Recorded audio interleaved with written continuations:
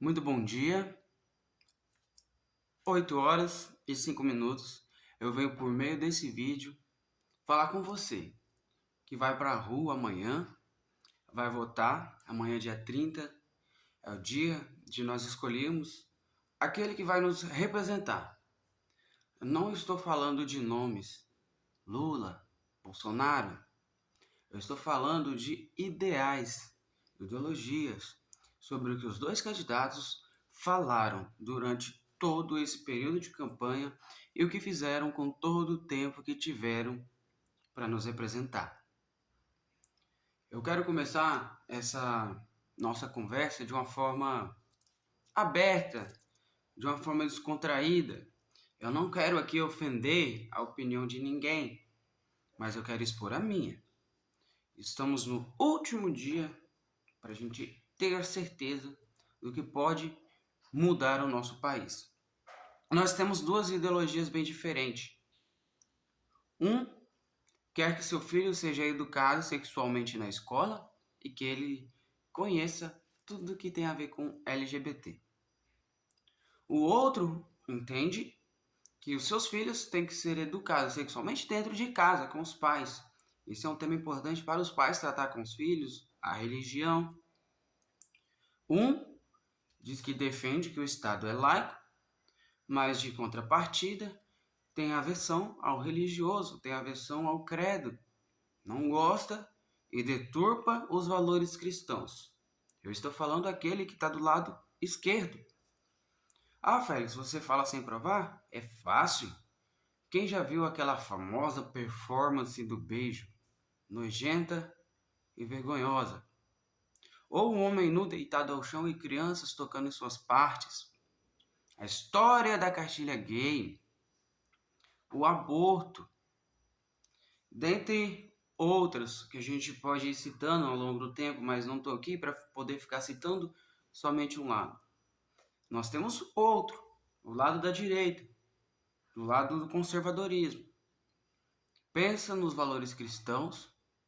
Ele pode não ser o melhor chefe de família, o melhor exemplo, mas ele defende os valores da família. Sabe qual é a diferença disso? Você e sua família poderem ter os seus direitos preservados. Se você e sua família também não são perfeitos, mas você e sua família têm o direito de se ajustar. Isso é defender os valores das famílias. Os valores cristãos. O nosso Estado, o nosso país pode ser laico, mas mais de 80% do nosso país são cristãos. Eu sou cristão. Não tenho frequentado a igreja, mas sério, que para mim ter Deus no meu coração eu tenho que estar lá na frente do altar? É isso mesmo? Eu acredito que seja uma hipocrisia. Eu lembro de Deus na hora de dormir, na hora de acordar, na hora de tomar minhas decisões. E eu tenho orgulho de olhar para cima e agradecer a Deus quando alguma coisa acontece, mesmo que ninguém saiba o que aconteceu. Eu tenho valores cristãos, eu tenho família. A minha família não é a mais tradicional. Sou filho de pais separados, mas recebo o amor e o carinho incondicional.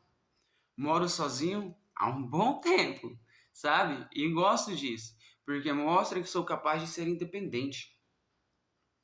Durante a pandemia, veio Mandetta, que fez parte desse governo, com a tal de uma lei que se você passar mal, volte para casa. Se estiver sem ar, vem para o hospital, colocar um tubo na garganta e morrer. Basicamente era isso. Quando o presidente foi citar sobre essa ideia totalmente errada dessa recomendação, ele fez o exemplo, o gesto de, você estiver passando mal. Pronto! Suficiente para toda a mídia, todo o sistema se levantar contra ele e falar que ele é genocida. Você sabe o que é genocida? Genocida, ao invés de você construir hospitais, você construir estádios, porque se esses hospitais estivessem aqui, não é muito tempo, foi em 2014. Se esses hospitais estivessem aqui, mais vidas seriam salvas. Você sabe o que é ser genocida? O cara não respeitar nem seus conterrâneos e prometer todo o tempo de eleição que vai fazer a transposição do São Francisco. Sabe o que Lula fez? Deu cano, enquanto o Bolsonaro levou a água para o Nordeste. Você sabe o que é memória afetiva? Memória afetiva é você lembrar com carinho algo que alguém já fez para você. Isso sempre foi muito explorado na política. Eu vou dar um exemplo para você do que é você ter a consciência de uma necessidade sem ter uma memória afetiva. Durante essa pandemia, com esse negócio do tranca tudo, eu trabalho com publicidade. Acabei de acordar, vou tomar meu café, estou indo trabalhar. Durante a pandemia, com fecha tudo, o empresário não podia abrir a porta da loja para vender, eu não podia estar lá para poder ajudar a vender, divulgando. Eu fiquei quase 3 meses, zerado, sem ganhar 1 centavo. Com a maior transferência de renda que eu já vi na história desse país e acredito que do mundo. Eu recebi um auxílio emergencial, recebi as parcelas de 600 que depois reduziram graduativamente. Eu agradeço o governo que me ajudou com esse auxílio, mas eu não queria ele. Eu queria trabalhar pelo meu dinheiro. Eu queria trabalhar para mim ganhar meu dinheiro do meu suor. O meu caráter que me deu foi meu pai, me ensinou a ter caráter. Eu vi da minha família, eu vi do meu avô. Pessoas honradas. Como eu vou ser um fruto que não presta se eu só tive exemplos de pessoas honradas dentro da minha casa?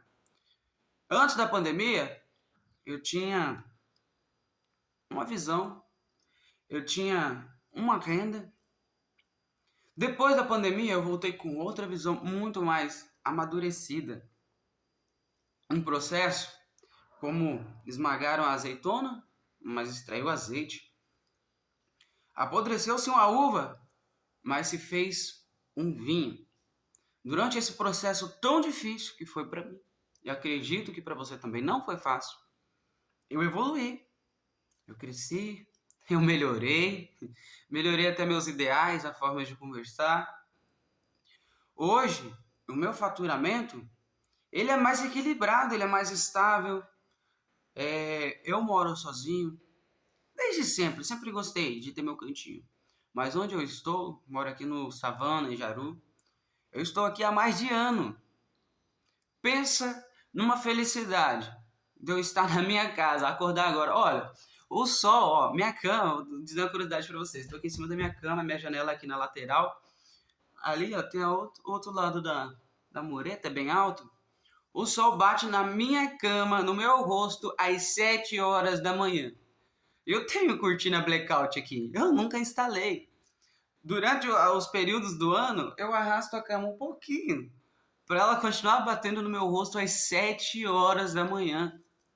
Eu tenho o prazer de acordar e ir trabalhar, conquistar as minhas coisas. Mas e amanhã?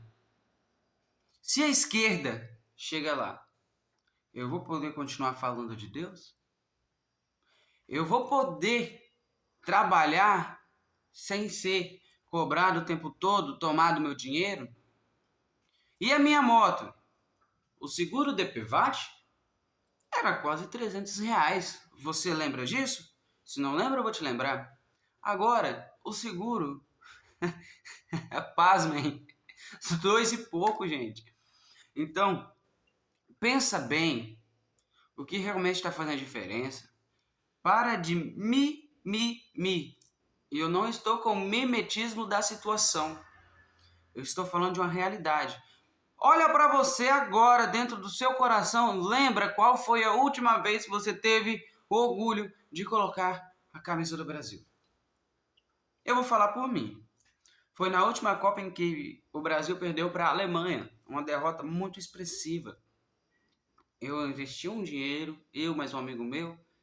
Montamos uma bicicleta de 3 pessoas. Ele ficava a parte da frente, eu ficava a parte de trás. E a gente sempre colocava alguém no meio para continuar andando naquela bicicleta. Toda colorida, toda enfeitada.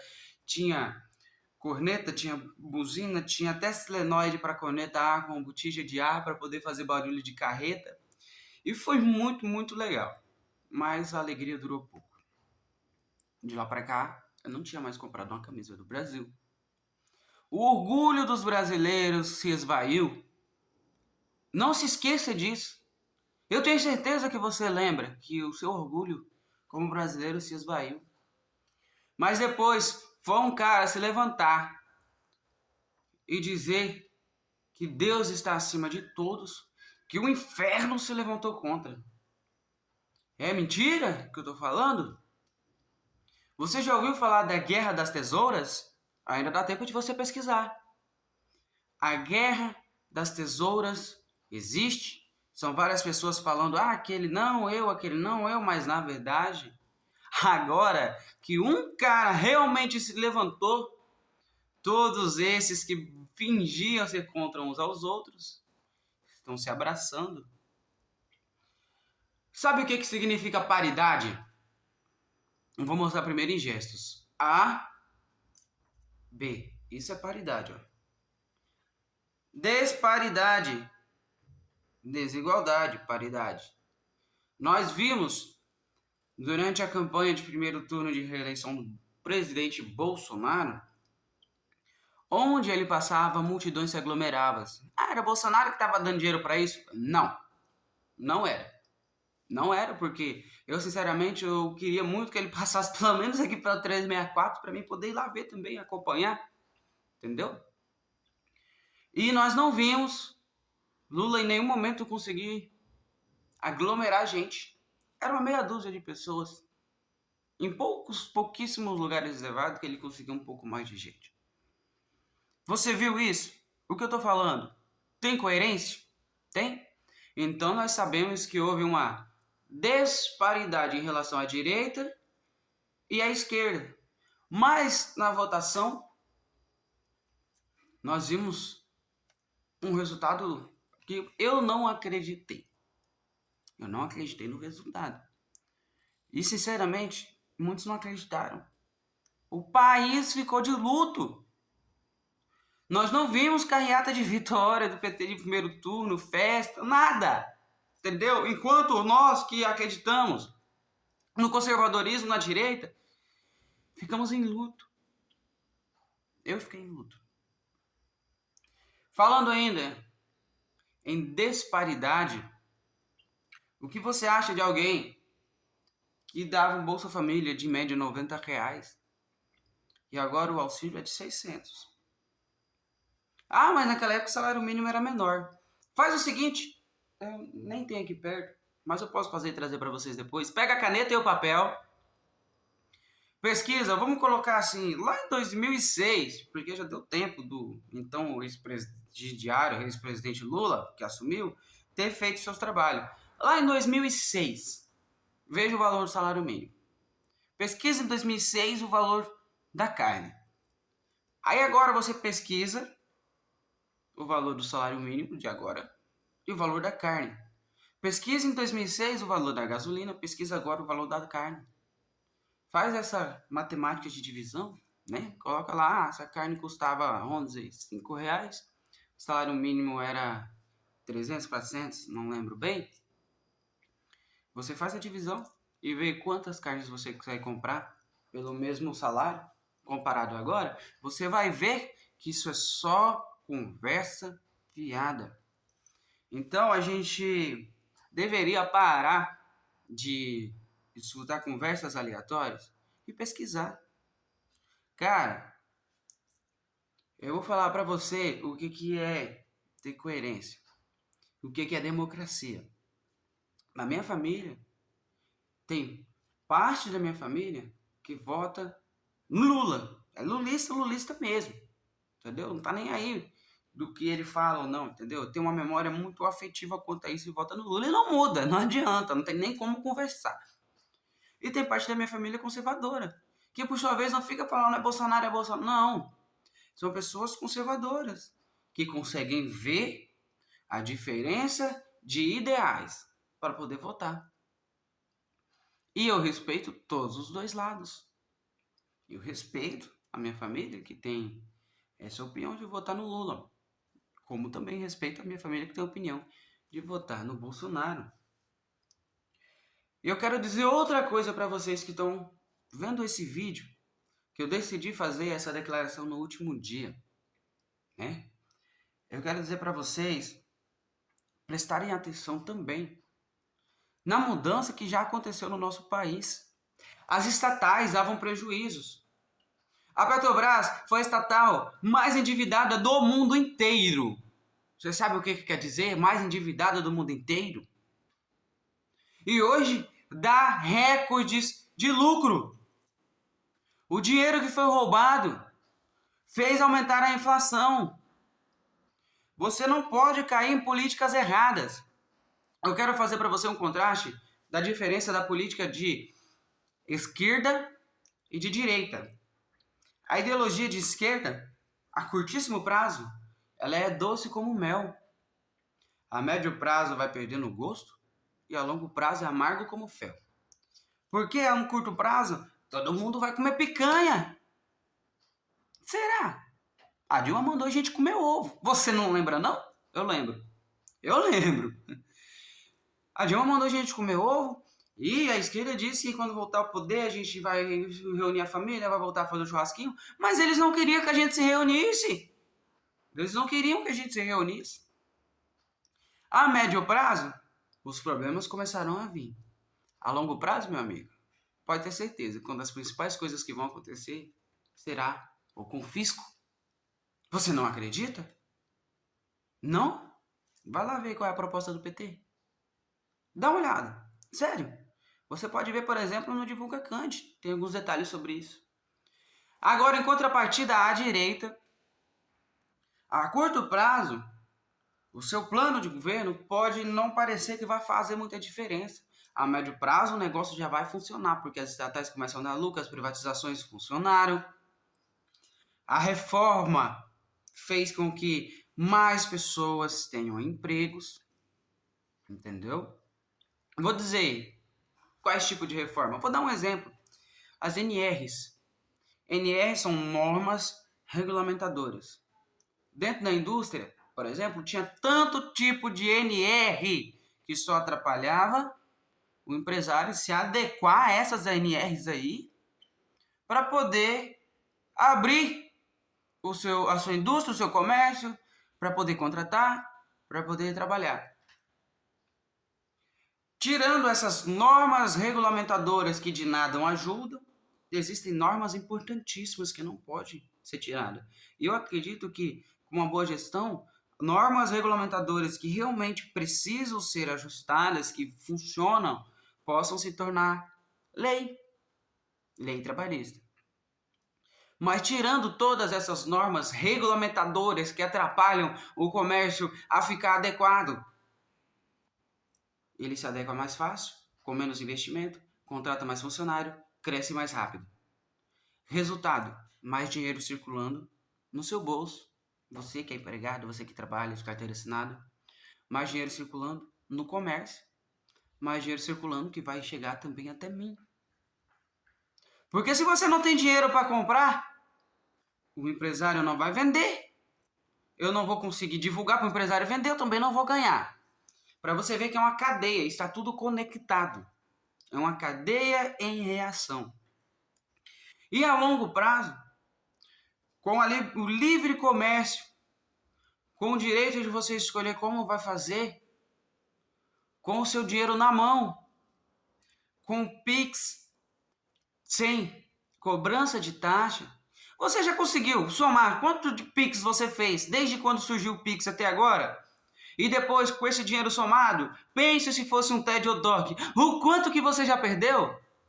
A parcela do seu empréstimo, a parcela da sua casa, a parcela da sua moto, a compra inteira do mês. Para pensar nesse detalhe, que também é muito importante. Então a esquerda, ela chega com a política que a início parece ser top. E a direita, ela começa com a política que a início, né, vamos dizer assim, de paridade. Mas ao longo do tempo, o que a direita foi fazendo, foi dando resultado e isso foi acontecendo. Enquanto a esquerda... E você vai parar aonde?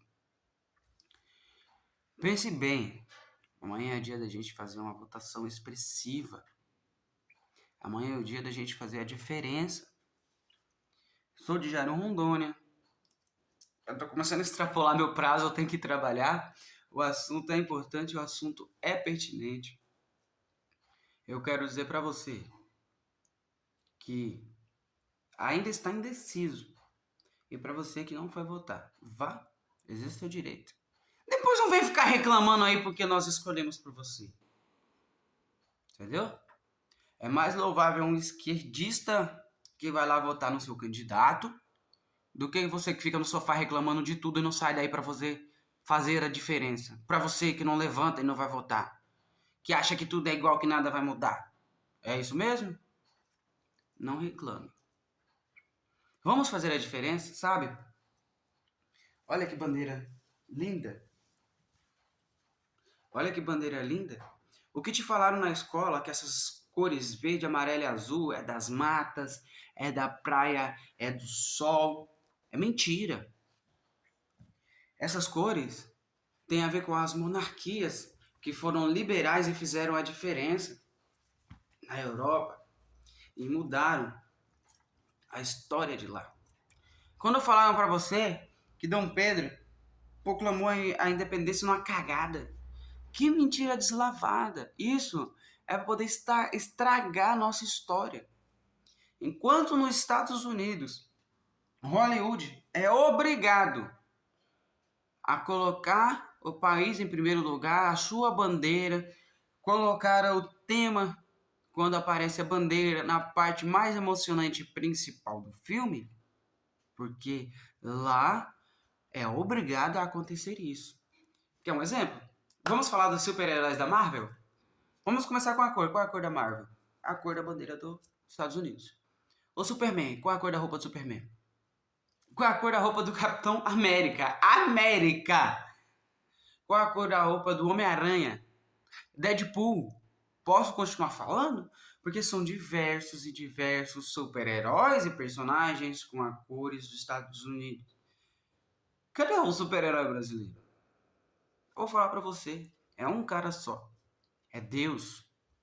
Que aqui na Terra levantou alguém para nos defender. Jair Bolsonaro. É Jair ou já era? E no Brasil, nós não temos a cultura de valorizar o nosso país, as nossas cores. Essas cores aqui, ó, não foram o que te contaram. Isso aqui foram de repúblicas federativas. Se tornaram repúblicas federativas de uma monarquia parecido com a de Portugal à época, que eram liberais, que trouxe a diferença. Essas cores não é o que te contaram. O Brasil não teve a sua independência numa cagada. Muito pelo contrário. Pai de Dom Pedro foi embora, mas deixou Dom Pedro ainda adolescente como regente do Brasil. Dom Pedro era, eu acho que talvez igual eu, assim, mais estouradão, mais pujante. Depois a Leopoldina, que era uma princesa mais liberal ainda, enviou outra carta de uma forma mais ordenativa para que se aqui instale a República Federativa. O pai de João Pedro fez todo o trabalho de campo e deixou tudo pronto. Como? Colocando as primeiras escolas, trazendo padres que fizeram um estudo da língua do Brasil, a linguagem brasileira, que era a linguagem guarani. A linguagem guarani de todo o nosso continente sul-americano. E o que predominava no Brasil era o tupi-guarani, que era ágrafa. Não tinha escrita, era só falado, passado por cultura. Então, esse padre começou a escrever as fonéticas do que se falavam aqui, da língua que se falava. E depois, o nosso português foi instalado, deu certo. Hoje a gente consegue conversar de forma escrita, entendeu? E com isso, o pai de Dom Pedro mudou a nossa história, fazendo do Brasil a capital da monarquia. E depois que ele foi obrigado a ir embora, deixando o filho aqui como uma forma de estratégia, surgiu mais uma lei naquela época, já para prejudicar as federações que estavam para surgir numa grande revolução Hoje, né, nós somos democracia, né, e não monarquia. No Brasil existem alguns aí que acham que são monárquicos, porque com decisões monocráticas, com a caneta, quer mandar no nosso país. Nós não somos monarquia, somos democracia. Com Dom Pedro no Brasil, o pai dele deixou tudo preparado, criou-se a capital aqui e colocaram uma lei para que todos os monarcas voltassem às suas capitais. Só que ele foi esperto e criou uma capital onde ele queria aqui. E depois disso foi se criando a nossa história aqui. Teve muita batalha, teve muita luta sangrenta e teve muita guerra de ideais para poder chegar onde chegamos. Por favor, vote consciente, vai amanhã nas urnas. Eu vou pedir. Como que eu vou dizer, gente? Com o coração apertado. Vote no 22. Vamos transformar a história do nosso país. Vamos prestar atenção nas coisas que estão acontecendo. Ninguém achar estranho urnas serem deixadas para trás. Sabe onde isso aconteceu, por exemplo, aqui pertinho? Em Vale do Nari, 2 urnas foram deixadas para trás. Que isso? Que segurança é essa? Se deixa até para trás. Gente, nós temos que pensar nessas coisas. Se você não se indigna, se você não se revolta, se você não nem se expõe contra isso, eu penso 2 coisas. Ou você quer isso mesmo, se quer não tá nem aí para essa situação, ou você tem um lado aí. Uma coisa que eu tenho certeza é que a mente de muitos estão anestesiadas, adormecidas. As pessoas só ficam estarrecidas vendo chuva de notícias, uma pior do que a outra, chuva de matérias, uma pior que a outra. Não estou falando só em defamação ao presidente candidato à reeleição Bolsonaro, não. Eu falo sobre tudo. É tanta coisa que vão colocando à frente, ao meio, que não dá tempo de você conseguir parar e analisar um detalhe. Contra a verdadeira fake news, eu peço que quando você vê algo, tanto nesse vídeo quanto nas redes sociais, viu? Não sai postando não. Mesmo que seja de seu agrado, não sai postando não. Vai lá no Google, pesquisa. Olhem sites diferentes, vejam sites da esquerda, vejam sites cruzados de direita. Vejam de todas as formas, acompanhe o Instagram, acompanhe o Telegram. Não vá cair em fake news. Não compartilhe. Uma das coisas que mais move o cidadão brasileiro e todo o ser humano não é a vontade de fazer, não é a vontade de mudar, não é o desejo de votar, independente se é para a direita ou para a esquerda. O que move o ser humano é o medo. Se eu tenho medo de passar fome, eu vou trabalhar.